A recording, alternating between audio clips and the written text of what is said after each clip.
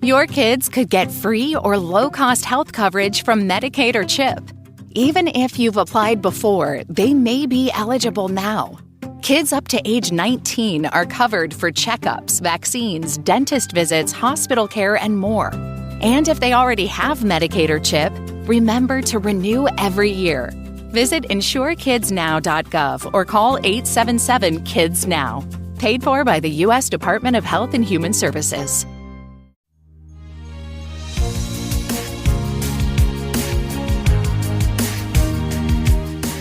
Thanks for tuning in to our bonus episode preview. This is just a short sample of this week's exclusive Patreon episode.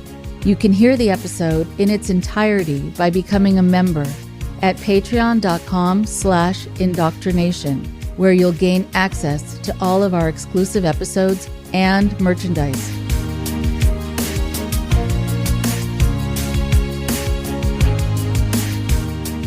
Hello, everyone. I am so happy to be able to talk to you today to thank you for your wonderful support, wonderful, wonderful support to the podcast. It is so meaningful and so important, and so thank you. And so here is another bonus episode for you.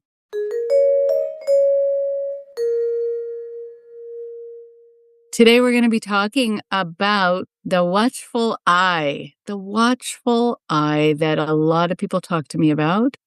And this idea of the watchful eye and surveillance. There is this chilling effect. It's a phenomenon that shows how awareness of being watched can deter people from exercising their rights to read, to think, to communicate freely, to just do their thing.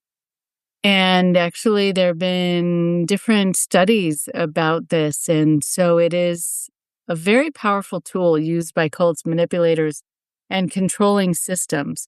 Having a leader watch over you, being convinced that a higher power is watching over you. Also, having the people in the group keeping each other in check and watching over them. And so you just can't get away from this watchful eye, or so it feels. And it is actually a reality in a lot of groups.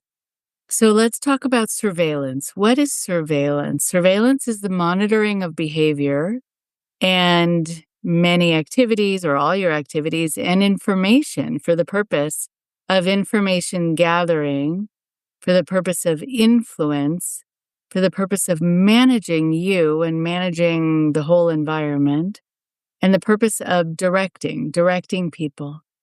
There is a kind of surveillance that is physical, digital, psychological. There's another kind that is kind of a way that you're observing a person or a place, and it can include following someone, stakeouts, or using hidden cameras, electronic surveillance. This type of surveillance means using devices, cameras, microphones, GPS trackers, other monitoring tools to gather information, and internet surveillance, and monitoring online activities, browsing history, social media interactions, emails.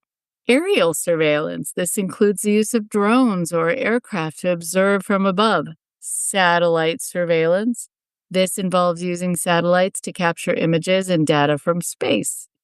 Audio surveillance, app-based surveillance, scent surveillance. This is a more specialized form that detects chemical traces, often used in security and law enforcement.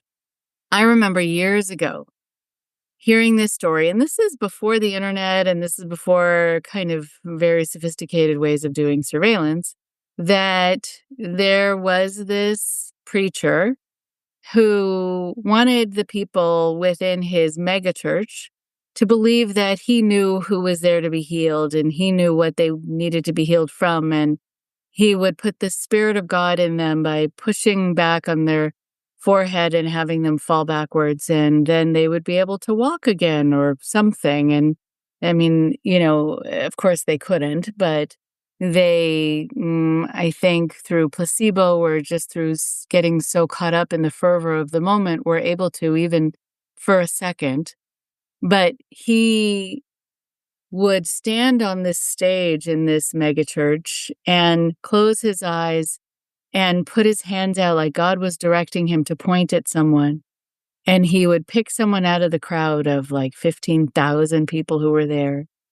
To you, to Mabel, who is there in this row, God has let me know that you are worried about the use of your legs, something. Mabel then, the camera zeroes in, she is crying. I mean, this is not at all to make fun of the people involved in this. They are being used for this kind of theater, and being able to be convinced that God is pointing the pastor their way so that they can get cured. I mean, it's very cruel.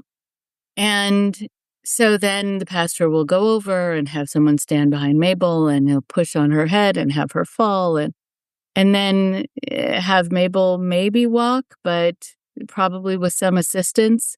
But they say that she's doing it all on her own.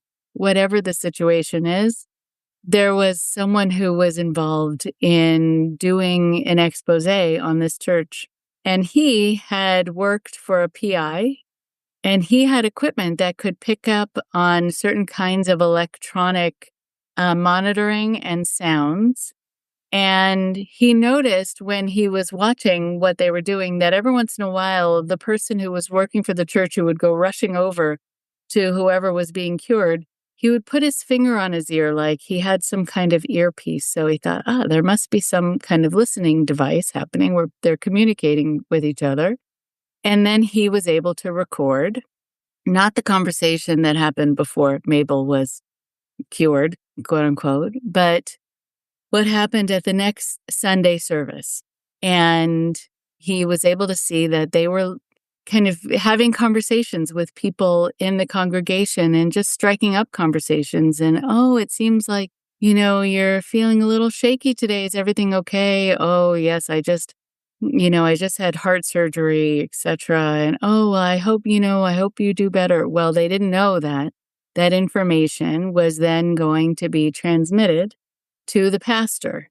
Man in blue shirt, in section whatever, just had heart surgery and is feeling shaky. And so then during the service, I'm feeling God is leading me towards, of course, there's a man, he's wearing a blue shirt and he's in this section, and the man starts crying. I mean, it's, again, cruel.